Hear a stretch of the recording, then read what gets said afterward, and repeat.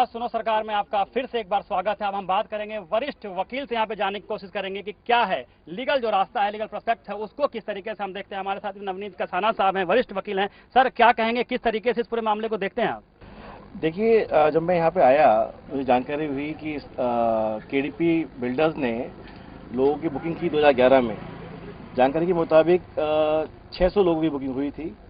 इसमें से जब हमें जीडी से जानकारी हुई कि इनका वहाँ पे कोई अप्रूवल नहीं है, इस प्रोजेक्ट का कोई अप्रूवल नहीं है, और लोगों को सिर्फ पैसे इकट्ठा करने के लिए बुकिंग्स की, एडवर्टाइजमेंट किया, होर्डिंग्स लगाए, रेडियो एफएम पे ऐड किया और लोगों से बुकिंग किया। अब वो बुकिंग करने के बाद जब 2013 में इन्होंने वादा किया था कि डिलीवर करेंगे फ्लैट्स, अब 2013 आ गया तो ये जो लोग बुकिंग करने वाले थे वो पहुंचे यहाँ पे इनके ऑफिस में, तो इनको वो टका रहे हैं कि नहीं है, आप बुकिंग अमाउंट वापस ले लीजिए, ये कर लीजिए, वो कर लीजिए, और इस तरह का उनको बरगला रहे हैं। सर, लिस्ट जो है वो लिस्ट काफी जो है वो लंबी है। दिखाएंगे सर किस तरीके से वो लिस्ट है, कितने लोगों को अभी तक चुनाव लगा चुके हैं ये? अभी आप देखेंगे मेरे पास ये 42 लोग तो यहाँ मौजूद हैं जिनकी ये लिस्ट है।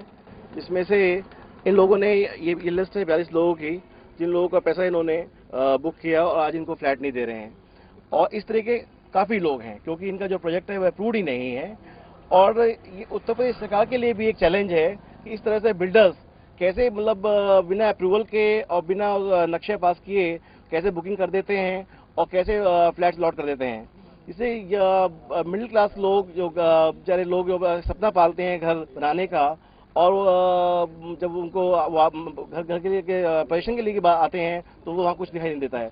तो कितना बड़ा हैरेसमेंट उनका, मेंटल टॉर्चर होता है, उनका परिवार क्या आस लगाए बैठा होता है, आज के हाथ क्या लगता है ये आप देखिएगा। अब जीडीए गाइबर डेवलपमेंट अथॉरिटी के अंडर का मामला है ये। अभी जो वीसी हैं वहाँ पे संतोष यादव जी हैं वर्तमान में। इन लोगों ने जब कई बार पूछा भी बिल्डर से कि आपने वीसी साहब से हम बात करेंगे आपके बारे में, तो उन्होंने ये कह दिया कि वो तो यहाँ पे है ही नहीं, अब उनका ट्रांसफर हो गया है। इस बारे में उनको जो झूठ बोला और ये कह के कि नहीं अब उनके वो कुछ नहीं है, वो जब से आए हैं कोई नक्शा पास नहीं हुआ है। इस तरह के वीसी के बारे में भी इन्होंने जो है रॉन्ग कमेंट्स किए हैं। चलिए, रॉन्ग कमेंट्स किया है। अधिकारी बाबू का काम होता है चक्कर कटवाना, ऑफिस जाइए, फाइल तक उल्टाइए, फाइल नहीं मिलेगी, कुछ नहीं। तो साफ तौर पे ये भी कहा जा सकता है कि यूपी में दम है क्योंकि लोगों को यहाँ जुर्म कम है। इसको किस तरीके से लेते हैं सर, कोटेशन को किस तरीके से आप लेते हैं, जुर्म कम है? देखिए, जुर्म बिल्कुल भी कम नहीं है।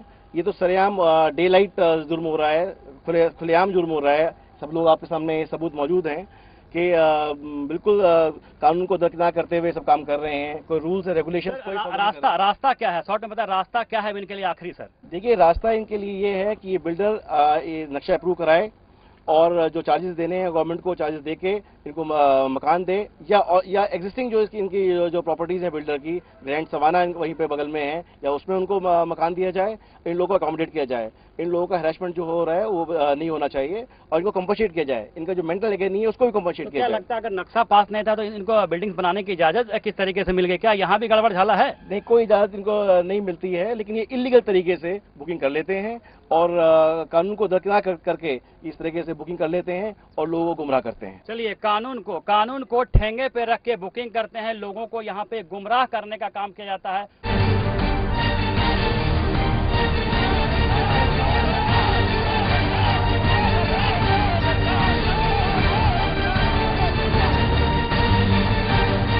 और साफ कहा जाता है कि जब सैया भय कोतवाल तो डर कहेगा। और भी लोगों से बात करेंगे कि सर क्या कहेंगे आप, किस तरीके से आप इस मामले को देखते हैं, और आखिरी में जो है वो क्या कहेंगे, आखिर क्या लग रहा है आपके जहन में, क्या आपको यहाँ पे उम्मीद है फ्लैट मिलने की? अभी तो सब कुछ ऊपर नीचे हो रहा है, कुछ कंफर्म नहीं है, मिलेगा नहीं मिलेगा, क्या होना है क्या नहीं होना है। उम्मीद पे हम लोग भी टिके हुए हैं, इसीलिए सोच रहे हैं कि अब नहीं मिलेगा, अब मिलेगा। तो अब ये बोल रहे हैं कि 6 महीने 7 महीने, उसके अलावा हम कुछ कर नहीं सकते हैं क्योंकि हम कहीं जा नहीं सकते हैं। जो पैसा दे चुके हैं उस पर कुछ मिलना नहीं है। और आगे आपको ऐसा नहीं लगता है कि आपके मन में एक टेंशन है, एक मानसिक स्थिति कहीं ना कहीं वो खराब होती जा रही है, एक टेंशन मन में तनाव सा बना रहता है कि शायद ये काम हो गया रहता तो हम जो दूसरा काम है उसको तरीके से फोकस करके कर पाते? देखो, आम आदमी है, सोच के आगे चलते हैं कि अब तक ये हो जाएगा, उसके हिसाब से अपनी EMI देखते हैं, उसके बाद कुछ और भी काम होते हैं, बच्चों का भी देखना, आगे पढ़ाना भी है। ये सोचा था कि यहाँ तक मिल जाएगा, इतना इन्वेस्टमेंट हो जाएगा, अपना घर पे रहना होगा, फैमिली शिफ्ट करेंगे, कहीं और करेंगे। चलिए, सोचा था EMI भर दी जाएगी, घर पे रहेंगे, बच्चे खुशी रहेंगे, लेकिन ऐसा हुआ नहीं। शायद KDP महोदय की शायद यही कृपा है, पता नहीं कब तक ये लोगों को झुलाएंगे, ये तो वही जाने। और साथ में और कुछ लोग और भी, इनसे भी हम जानने की कोशिश करेंगे। सर, अब आखिरी फैसला क्या है आप लोगों का? सर हम तो वेट ही कर सकते हो, क्या कर सकते हैं सर? वेट कब तक करेंगे? क्या लीगल एक्शन करने को तैयार हैं आप लोग? सर अगले शनिवार को 5 बजे मीटिंग है, उसको देखेंगे क्या करना है, डिसाइड करेंगे सारे मिलकर क्या करना है उसके बाद। चलिए, तो वकील साहब के पास हम फिर जाते हैं। वरिष्ठ वकील नवनीत कसाना जी है। सर, अंतिम समय इन्होंने दिया है, 5 बजे की मीटिंग की है, तो क्या लगता है कि मीटिंग्स में कुछ खास निकलेगा या वही हवाई? देखिए, इस KDP बिल्डर्स जो है, ये KDP बिल्डर्स प्राइवेट लिमिटेड जो कंपनी है, ये KK गोयल इसके चेयरमैन हैं और इनके बेटे अनुज गोयल इसके डायरेक्टर हैं। तो आज तक इन लोगों को कोई वो सही आश्वासन दे नहीं पाए हैं। KK गोयल साहब तो साथ मिलने भी नहीं, लोगों के साथ मिलना भी उचित नहीं समझा है। और इनका जो स्टाफ है वो इनको बाबा ये टका रहा है कि देखिए वहाँ पे तो कुछ नहीं है, अब अपना पैसा ही वापस ले लीजिए। अब आज की स्थिति में जब लैंड कॉस्ट इतनी बढ़ गई है, अब फ्लैट वहाँ पे उनके आसपास जो बिल्डर्स बना रहे हैं, वहाँ फ्लैट 1.5 गुना महंगा हो गया है। तो इनके लिए बहुत मुश्किल है, इस समय बहुत मुश्किल में ये लोग खड़े हैं। अब इलीगल तरीके से फ्लैट बुक किए गए हैं, ये साफ दिखाई दे रहा है। अब KK गोयल साहब इसमें क्या करते हैं, इन लोगों को कैसे अकोमोडेट करते हैं, या प्रशासन इसमें क्या इसमें एक्शन लेता जिस है? तरीके से उन्होंने कहा कि आप जो अपना पेमेंट्स है वो वापस ले लीजिए, तो क्या ये सही है 11th आवर में इन लोगों के साथ चीट करना? ये धोखा है, ये मिसट्रस्ट है, ये धोखा है, ये आपके ट्रस्ट के साथ विश्वासघात हुआ है लोग।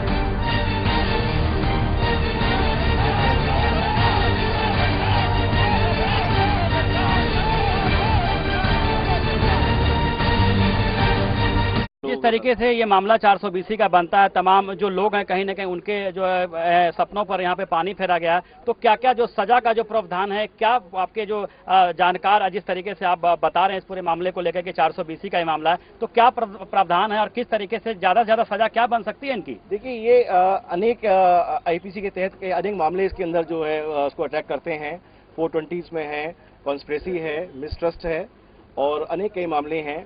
और कुछ मामले में छिपाए हैं, कोई ने बताया नहीं लोगों को। तो सबूत मिटाने का 120 भी कहीं ना कहीं लगता है। हाँ, देखो बिल्कुल लगता है, इसमें कॉन्स्पिरेसी है, साफ दिखाई दे रही है इसमें।